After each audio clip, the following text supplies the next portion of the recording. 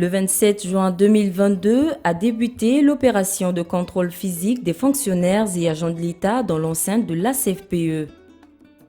Oui, il faut rappeler la vision du chef de l'État sur le capital humain et sur la place qu'il accorde à l'administration publique centrafricaine dans le processus normal de développement de la RCA, une place centrale. Ça nécessite donc une restructuration en ce qui concerne la gestion des ressources humaines de l'État. Et donc cette opération consiste déjà à apurer le fichier de ce personnel du point de vue de l'ensemble des anomalies que nous connaissons. Et puis deuxièmement, à partir de cette opération, mettre en place un nouvel identifiant qui est basé sur des données biométriques, de sorte que vous apparaissez une seule fois dans le fichier.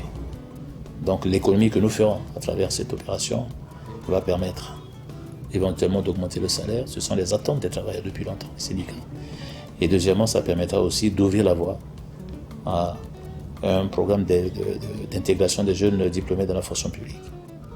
À travers les quelques réponses que je vous fais, vous comprenez que les premières victimes de cette situation que nous vivons depuis plusieurs années, ce sont les fonctionnaires eux-mêmes. Cette opération menée par le ministère de la fonction publique et de la réforme administrative avec l'appui du PNUD se déroulera sur plusieurs jours, invitant tous les fonctionnaires et agents des services publics à venir munis de leur carte nationale d'identité afin de se faire enregistrer.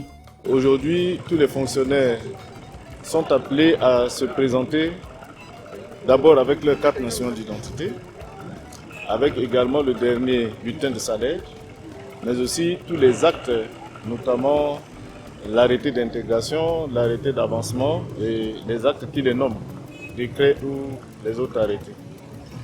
Donc tous ces documents vont permettre aux services informatiques de les enregistrer, mais le but de l'opération, in fine, c'est de créer pour tous les fonctionnaires et agents de l'État un seul identifiant unique à partir du numéro de la carte nationale d'identité. L'opération commence à Bangui, mais après Bangui, toutes les villes de province seront couvertes par des équipes de contrôle. En effet, la digitalisation du fichier général des fonctionnaires et agents de l'État qui accompagne cette opération va permettre aux services administratifs de bénéficier des nombreux avantages qu'offre cette technologie. Et nous, syndicats, on est là. Il faut qu'ils viennent massivement se présenter pour qu'on ait des solutions favorables pour notre pays, pour les avantages et des salaires décents. Les fonctionnaires sont ravis. Les fonctionnaires sont en train d'applaudir, applaudissent le gouvernement pour le bienfait qu'il est en train de faire, qui sera à leur faveur. Tous les fonctionnaires de la République sont donc concernés.